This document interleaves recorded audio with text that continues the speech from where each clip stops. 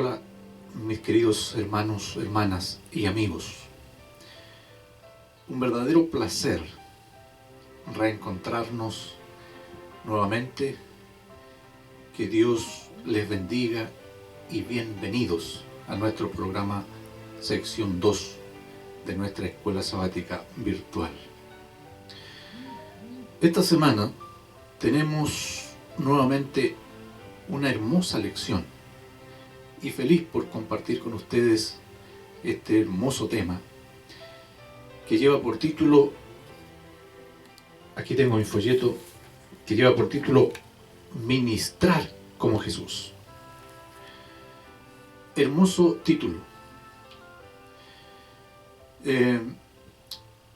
Espero que el próximo sábado lo podamos compartir en nuestro programa de escuela sabática virtual, como hacemos sábado a sábado, y desde ya la invitación a que más hermanos y hermanas se vayan agregando a ese espacio que ha sido de gran bendición los días sábados por la mañana.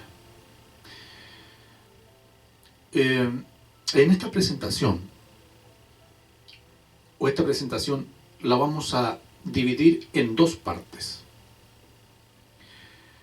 En la primera parte te presentaré algunas ideas de cómo hacer un plan de evangelismo personal. Y en la segunda parte, lo que ya es habitual, nuestra sección 2, y en donde desarrollamos algún aspecto interesante de la lección. Muy bien, vamos entonces a esta primera parte que dije que te voy a presentar, y voy a comenzar haciéndote una pregunta. ¿Tienes un plan o un programa personal de evangelismo?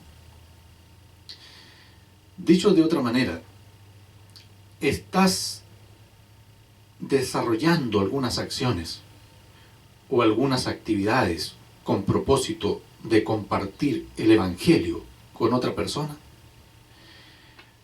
¿O todavía no comienzas? Bueno, si ya comenzaste a hacer ese trabajo, ¿lo estás realizando a través de un plan? Te voy a leer una cita del manual de iglesia que yo tengo preparado aquí para compartir contigo. Voy a leer de la página 125 del manual de iglesia, donde aparecen las obligaciones y deberes de la Junta Directiva de Iglesia. Aparecen 9 puntos aquí, que son las responsabilidades y las funciones de la Junta Directiva de Iglesia. Y voy a leer la primera porque esta cita, justamente, lo que yo quiero compartir contigo, está en el primer lugar. Voy a partir leyendo desde la mitad de la cita porque es lo que a mí me interesa. Dice respecto de la Junta Directiva de la Iglesia: su principal preocupación es tener un plan activo de discipulado que incluya tanto la alimentación espiritual de la Iglesia como la planificación y el fomento del evangelismo. Mire qué interesante declaración. Mis hermanos, aunque hace referencia esta cita a un plan colectivo, la idea también sirve para que cada hermano de la iglesia tenga su propio plan de evangelismo, porque así es como debe entenderse. Hay planes de evangelismo que son colectivos dentro de la iglesia, liderados por la Junta de la iglesia, y otros que son personales. ¿Por qué es bueno tener un plan de trabajo para hacer evangelismo? Porque el plan es una herramienta que nos permite organizar todas nuestras ideas, a obtener información, a establecer metas, propuestas de objetivos, ¿cierto? Un plan de trabajo es como una guía, es como un camino que nos trazamos por donde vamos a recorrer. En este caso, el camino es ir tras de aquellos que todavía no se han entregado a Jesús. Bueno, vamos a suponer que ya sea que estás trabajando en evangelismo con un plan o no, o si todavía no comienzas, quiero hacerte una propuesta simple y fácil de entender para no complicarnos demasiado. Si nos damos cuenta, la misma temática de la lección de escuela sabática de este trimestre nos da las pautas de cómo hacerlo. El gran tema de las lecciones de este trimestre nos hablan en el modelo de Jesús cómo hacer un plan de evangelismo. ¿Por qué hago mención sobre esta situación? Porque a propósito de plan, esta temática nos da la oportunidad de poner en práctica los aprendizajes obtenidos en cada lección que estudiamos. Mis hermanos, hermanas, es el momento de decir también que ese es el propósito de las lecciones de escuela sabática semana a semana.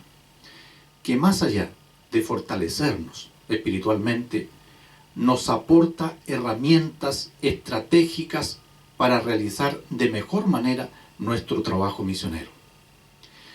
En el afán de compartir el Evangelio con los demás. Ese es el propósito. Porque yo te pregunto, ¿qué sentido tiene quedarnos con un aprendizaje si no lo vamos a integrar en nuestra vida? Y si no lo vamos a compartir. Para mí no tiene ningún sentido.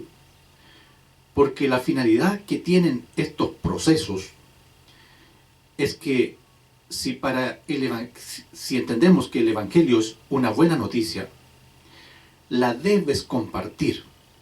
Esa es la lógica que tiene en el contexto del cristianismo. Muy bien, aprovechemos entonces los mismos temas de la lección para poner un ejemplo de cómo sería hacer un plan de evangelismo simple.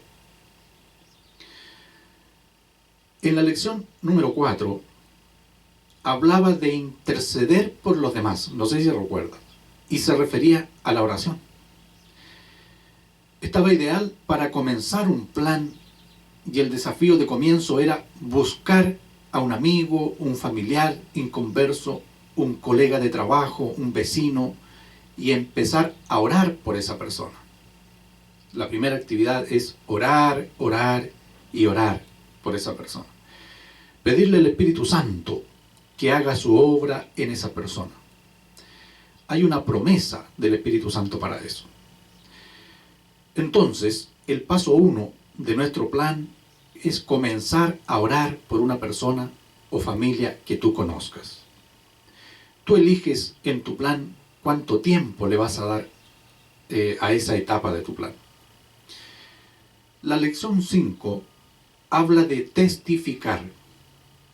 Mientras oras por una persona, tu plan avanza y te propones a darle a esa persona el mejor testimonio. Acercarse a esa persona o familia como quien quiere hacerles el bien, ofrecerle ayuda, animarlos, en fin, sin que él sepa lo que tú estás haciendo, solo para evitar prejuicios. Paso 2 de nuestro plan, entonces, es acercarse a esa persona o familia como quien quiere hacerles el bien. Dar un buen testimonio es esencial. La lección 6 dice que hay posibilidades ilimitadas para testificar. Ese es el título de la lección número 6. Yo acá los tengo apuntados. En el paso 3, tú eliges las acciones o actividades, estrategias que vas a usar para relacionarte con esas personas, porque posibilidades hay muchas. Eso sugería el título de la lección 6. El caso de la lección 7 habla de compartir la palabra. O sea, después de haber orado, de haber testificado, te hiciste amigo, ganaste su confianza de esa persona o familia. Ahora comienzas de a poco a abrir y compartir la palabra, ofrecer, estudiar la Biblia con algún curso bíblico. Entonces, en el paso 4, tú puedes comenzar a compartir la Biblia con las personas. Pero recuerda de haber hecho los otros pasos anteriores. Esa es la idea. La lección 8, o sea, la presente lección, la que estamos estudiando esta semana, habla de ministrar como Jesús. Ese es el título, yo lo leí en el comienzo. Después de todo, en esta lección número 8 está expresado el método de evangelismo de Jesús paso a paso. Este pequeño ejercicio, hermanos, nos muestra dos aspectos interesantes sobre lo que venimos hablando. Primero, señalar que todo es más fácil cuando hay un plan para realizar una actividad. En segundo lugar, para este caso, son las propias lecciones de escuela sabática las que nos dan las pautas para realizar nuestro plan misionero. Te desafío a que lo intentes, mi hermano, mi hermana. Para cumplir con la misión, hay que desarrollar planes y programas de trabajo, tanto personales como colectivos. Téngalo presente, esa es la instrucción y hemos leído material de nuestra iglesia respecto de eso. Muy bien, pasemos ahora a la segunda parte de nuestra presentación, la sección 2 de nuestro formato, la que no hacemos el día sábado, por eso lo hacemos por medio de este video. Entonces el día sábado, a la hora de la lección, no invertimos tanto tiempo en explicar, sino más bien en comentar. Ese es el propósito. Este comentario yo quisiera iniciarlo, me estoy refiriendo al aspecto teórico de la lección, quisiera iniciarlo haciendo alusión a dos palabras. Una es la palabra amistad y la otra es la palabra amor. No los vamos a definir, pues el concepto lo entendemos todos. Y bueno, si tú quieres, después buscas cada significado para ver la diferencia que hay entre la definición de una palabra y la otra, porque no significan lo mismo, pero están estrechamente relacionadas. Ambas palabras, en su raíz etimológica, provienen del latín, y también ambas comienzan en nuestra gramática del español con la letra AM o AM. O sea, las primeras letras se mantienen. Lo que podría hacernos pensar que la palabra amistad es un derivado de la palabra amor. Pero no es así.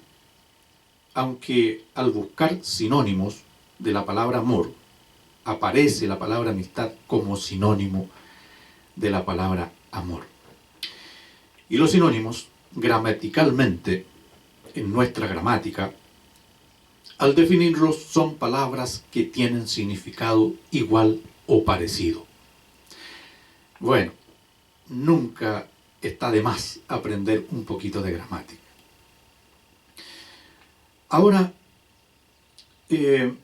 conceptualmente, ¿por qué están íntimamente relacionadas? Veamos eso. Porque la base de la amistad es el amor. Y la misma Biblia hay registros, y no voy a leer textos porque no es mi tema y no está en mi plan. Estoy pensando en que alguien en este momento se puede estar preguntando, ¿y todo esto qué tiene que ver con la lección? Y yo te digo, claro que tiene que ver con la lección, y con la temática de este trimestre. Y ahora caerás en cuenta por qué. Te pregunto, ¿cómo se llama la temática de este trimestre? Amistades para Dios. Ahí está la palabra amistad. ¿Cómo se llama la lección de esta semana? Ministrar como Jesús. Ese es el título. ¿Cuál era la motivación del ministerio de Jesús en esta tierra? El amor. ¿Ves? Ahí está la respuesta. ¿Ves que tenía mucho que ver? Ahí está la relación de la explicación que dimos sobre la palabra amor y amistad con la lección de esta semana y del trimestre, porque el título de la temática de este trimestre, vuelvo y te reitero, es Amigos para Dios.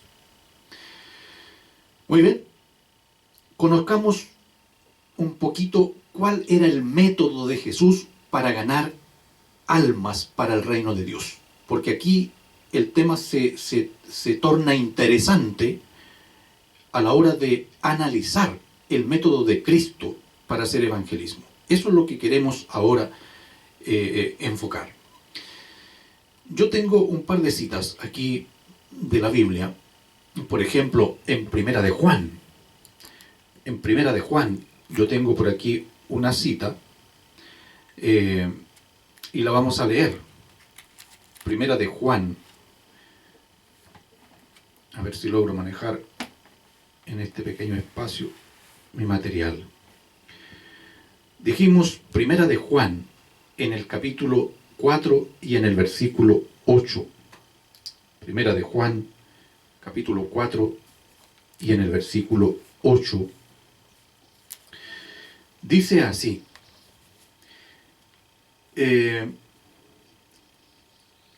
No, perdón, tengo la cita extraviada. Dame un segundo, hermano, para buscar la cita que corresponde. Dijimos Primera de Juan en el capítulo 4 y en el versículo 8. Aquí sí tengo el texto. Este sí es el texto. Primera de Juan en el capítulo 4 y en el versículo 8. Dice, el que no ama no ha conocido a Dios, porque Dios es amor. Mira qué interesante declaración. Ya estamos nosotros contextualizando el método de Jesús. Y vamos a hacer otra lectura que se encuentra allí en San Juan, en el capítulo 3 y en el versículo 16, que todos conocemos muy bien, y que dice, porque de tal manera amó Dios al mundo, que ha dado a su Hijo unigénito, para que todo aquel que en él crea no se pierda, mas tenga vida eterna. A ver,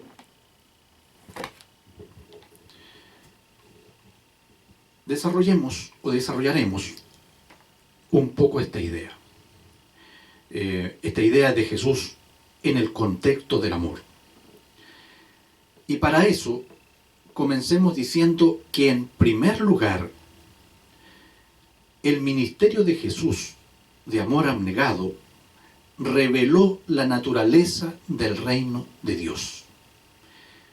Sus palabras tienen impacto porque su vida estuvo en armonía con sus dichos.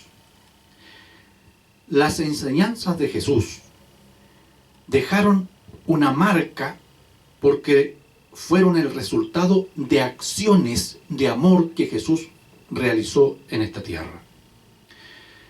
Si las acciones de Cristo no hubieran estado en armonía con sus palabras, hubieran tenido muy poca influencia en su entorno o en su medio.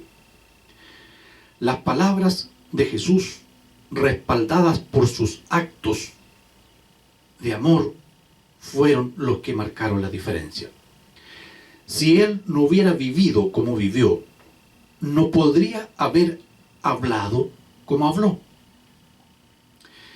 Esto es ciertamente una gran verdad. cuando se refiere a nuestro testimonio cristiano. Pongamos un poquito atención en esto. Nuestras palabras, o sea, las nuestras, tienen poder cuando son apoyadas por una vida piadosa, por una vida como la de Jesús. Estoy refiriéndome en el contexto de evangelismo, a esas palabras nuestras. Por otro lado, podremos hablar del amor de Dios. Si no lo amamos, nunca podremos llevar, eso quiero decir, a los pies de Cristo a una persona, si nosotros no amamos ni a Dios ni a esa persona. Nunca podremos llevar a nadie a los pies de Cristo. El capítulo 6 de San Juan, porque quisiera yo en este espacio mostrarle algunos ejemplos de cómo Jesús demostró su amor mientras estuvo en esta tierra. Y los evangelios son los que dan fiel testimonio de esto. El capítulo 6 de San Juan subraya la importancia de un servicio abnegado que se centra en otras personas. Un servicio que deja una impresión duradera en las vidas de las personas. Examinaremos el amor del corazón de Jesús como su medio más efectivo de testificar sobre la gente que lo rodeaba. Cada milagro de sanidad revelaba el amor del Padre. Cada vez que una persona poseída por los demonios era liberada, ese hecho hablaba del amor del Padre. Cada vez que Jesús alimentaba a los hambrientos, consolaba a los afligidos, perdonaba a los culpables o resucitaba a los muertos, se revelaba el amor del Padre. Mis hermanos y hermanas, hoy la iglesia es el cuerpo de Cristo. Así nos han enseñado, así predicamos. Pero esa iglesia que es el cuerpo de Cristo en este tiempo debe estar atendiendo las necesidades de la gente en nombre de Jesús, revelando su amor y ministrando a la comunidad. Somos las manos, los pies y el corazón de Jesús. Por medio de la iglesia, el mundo observa y el universo espera ver el carácter lleno de gracia de Dios.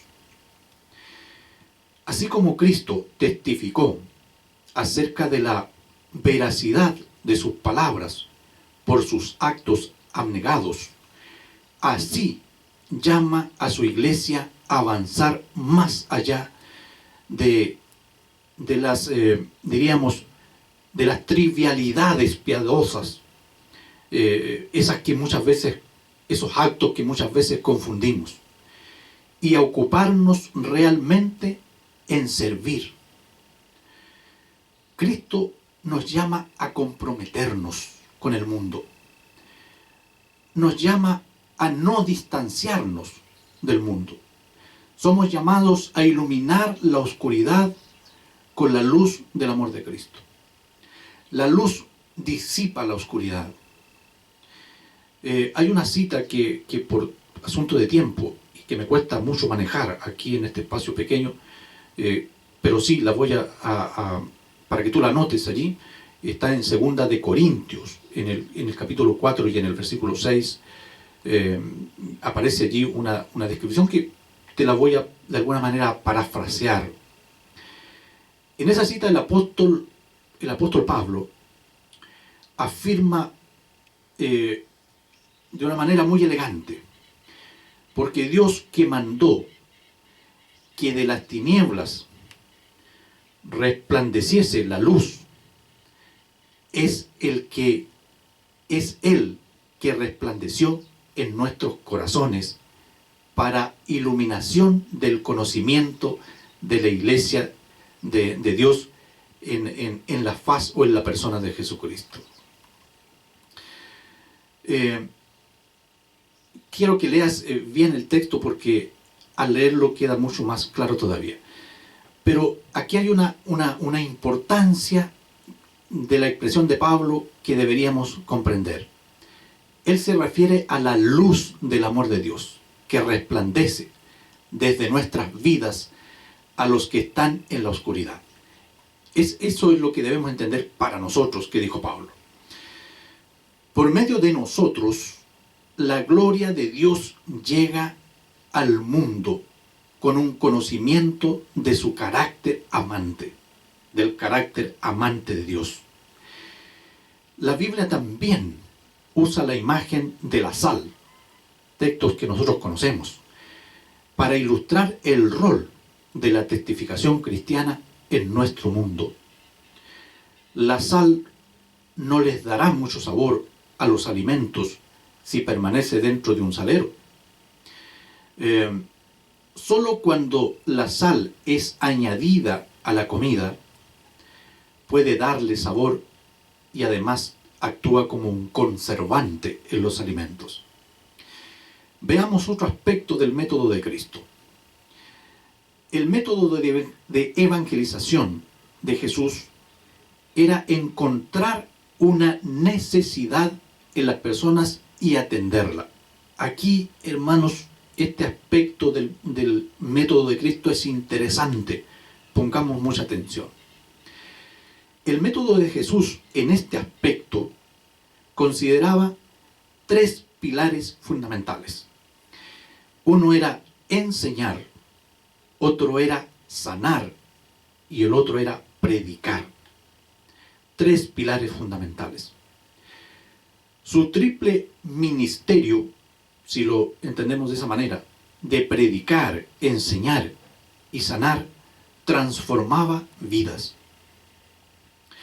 Los evangelios revelan a Jesús mientras atendía las necesidades autopercibidas por las personas, de modo que podía tocarlas en el punto de su necesidad espiritual más profunda. ¿Qué son las necesidades autopercibidas? Para que entendamos. Las necesidades autopercibidas son las necesidades que una persona, valga la redundancia, percibe que tiene en un momento determinado en el tiempo. O sea, si yo estoy triste y paso triste por la vida, percibo de mí mismo, estoy consciente de mi condición de tristeza, la percibo yo mismo. Si estoy enfermo, percibo que estoy enfermo por la sensación de dolor que experimenta mi organismo. Percibo mis necesidades. Cuando nosotros atendemos las necesidades percibidas de la gente y ellos se dan cuenta que yo estoy interesado en ayudarles en sus problemas, sus prejuicios se rompen.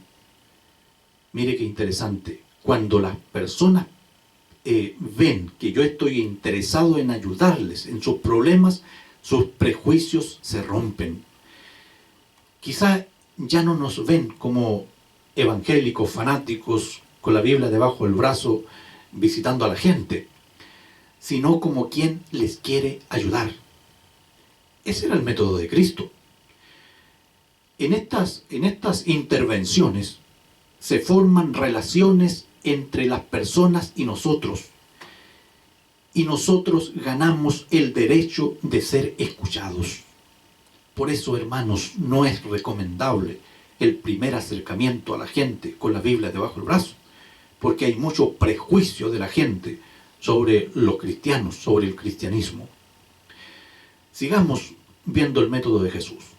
Jesús atendió las necesidades percibidas de la gente, de modo que ellos estaban dispuestos a escuchar las verdades eternas que Él compartía.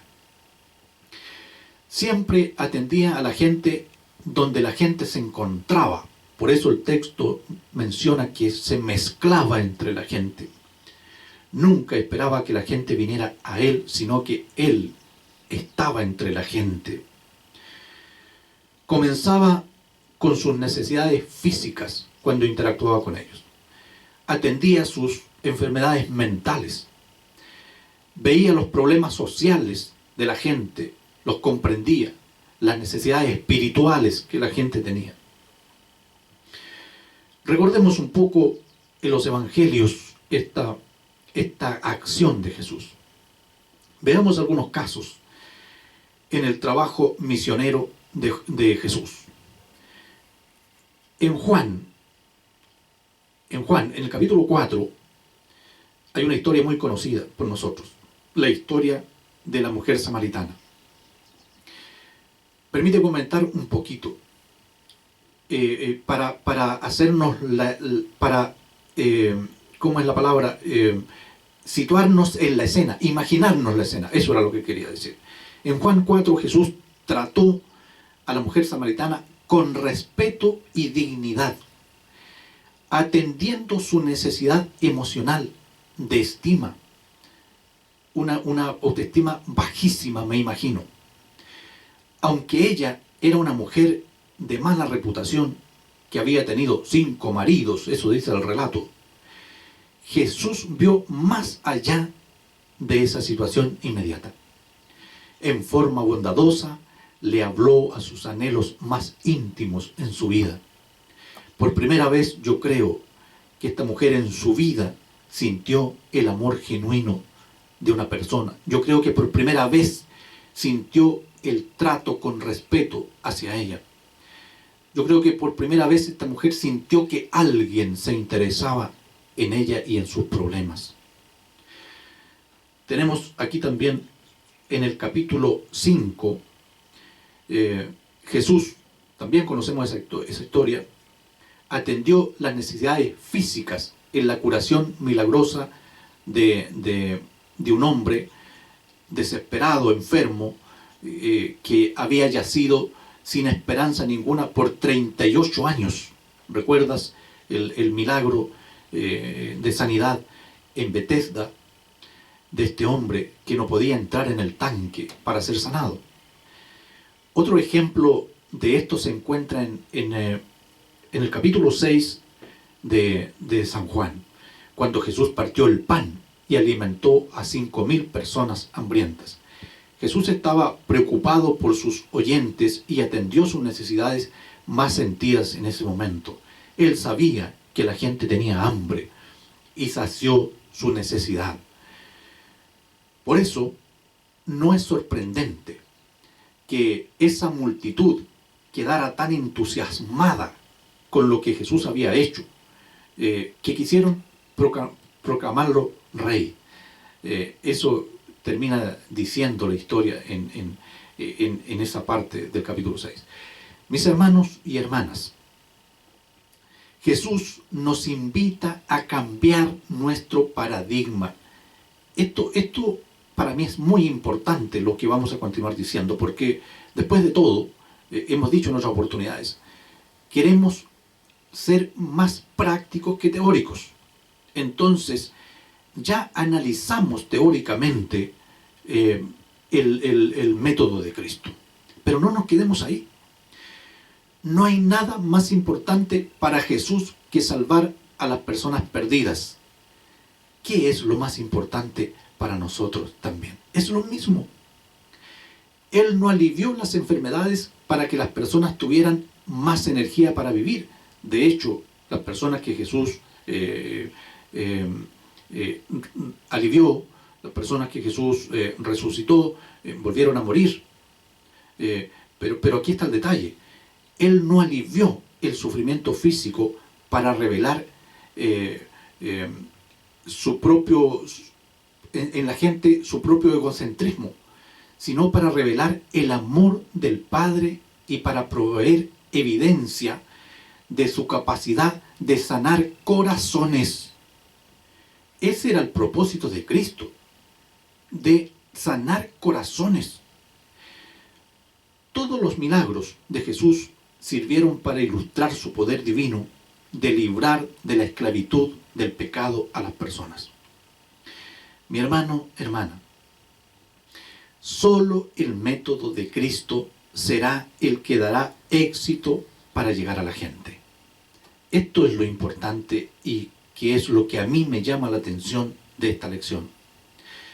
El Salvador trataba con los hombres como quien deseaba hacerles el bien. Bueno, lo mismo tenemos que hacer nosotros. Les atendía sus necesidades y se ganaba su confianza. Entonces les pedía, sígueme. Quizás nosotros no digamos exactamente, sígueme, pero podemos decir, ¿qué te parece si ahora estudiamos la Biblia? Abrir la Biblia para conocer más de Dios con la gente es el último paso en el proceso de evangelismo de acuerdo con el método de Cristo. ¿Y nuestra forma tradicional cuál es? Primero a abrir la Biblia de acuerdo con el método de Cristo. Mis hermanos, eso no funciona. ¿Será por eso que somos tan poco exitosos ganando almas para el reino de Dios? Mis hermanos, hermanas, hemos llegado al final de nuestra presentación. Pero no me quiero despedir antes de hacerte la siguiente pregunta, de reflexión por lo demás.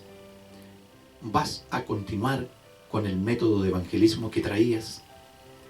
¿O vas a adoptar el método de Jesús con todo lo que implica y que analizamos en esta presentación? ¿Será que debemos someter a revisión nuestro método de evangelizar? Sin duda que sí. ¿Qué más debemos revisar? ¿Cómo está tu corazón en este día? Yo te pregunto, ¿tu corazón es capaz de amar a Dios? ¿Es el amor el que gatilla tus emociones para ver con compasión a aquellos que hoy sufren desesperados, viviendo en este mundo sin esperanza ninguna y lejos de Dios? ¿Hay esperanza para ti mismo en el Evangelio de Dios? ¿Qué decisión vas a tomar luego de esta reflexión? ¿Vas a ponerte al lado de Jesús y la misión de la iglesia? ¿O vas a seguir postergando tu responsabilidad y la oportunidad que Dios te sigue dando en participar de este gran privilegio de salvar almas? Yo me comprometo con la misión. Esa es la consigna. No sé si siguieron la programación del sábado pasado. Pide a Dios que te dé un corazón capaz de amarlo, mi hermano, hermana. Pide a Dios que te ayude a hacer esos cambios que necesitas en tu vida. Recuerda que Dios todo lo puede. No te excluyas. El tiempo es breve y la urgencia es mucha. Mientras Eric canta, yo voy a estar orando por ti y por mí, para que Dios haga su obra redentora y transformadora en nuestras vidas. Necesitamos el toque de amor de Jesús en nuestras vidas. Te espero el sábado en nuestra iglesia virtual a la hora de la lección de escuela sabática. Que Dios te bendiga.